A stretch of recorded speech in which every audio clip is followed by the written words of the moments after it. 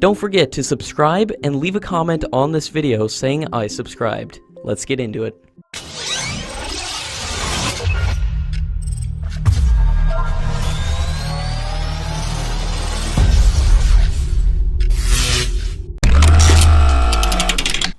According to sources, the Indian Air Force's plan to equip its Su-30 and the Tejas aircraft with the Meteor systems have hit a roadblock this week.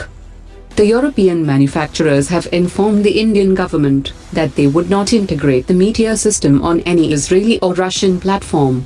The Air Force has plans of equipping the Tejas with the Meteor, but Israeli firms have already been chosen for supplying the radar and EW systems for the aircraft.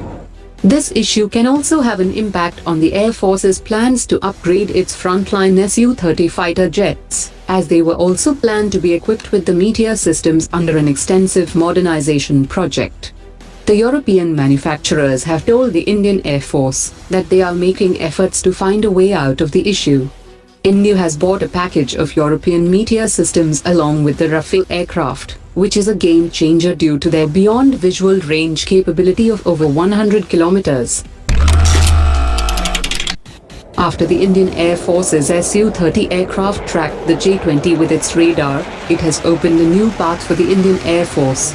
Rafale aircraft is considered far more advanced than the Su-30 in terms of technology, and the Indian Air Force plans to induct more Rafale aircraft, rather than indulging in FGFA program with an investment of over $30 billion. The Indian Air Force plans to procure at least 146 Rafale aircraft to maintain its supremacy in the region.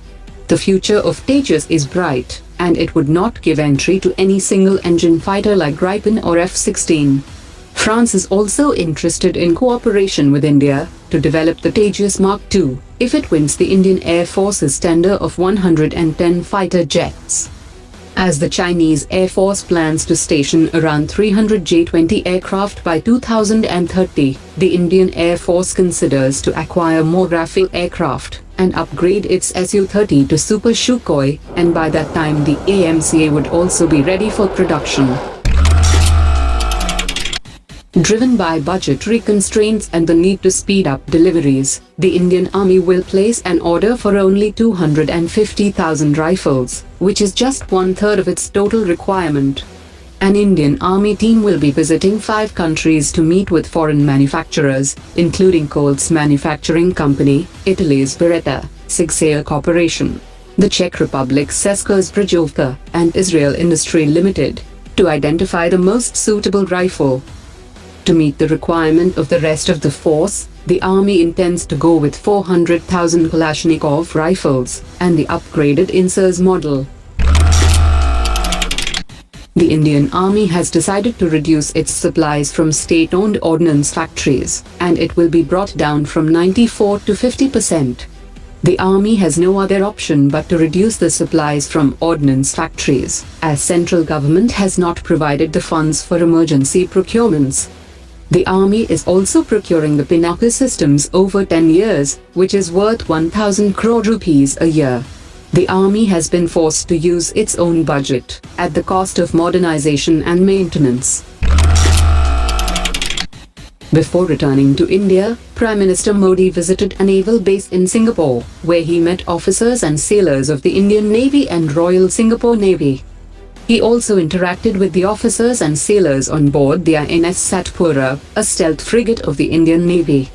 India has also signed an implementation pact with Singapore for coordination, logistics and service support for naval ships and submarines. Earlier this week, Prime Minister Modi and Indonesian President held talks in Jakarta and confirmed the setting up of a joint task force to undertake projects.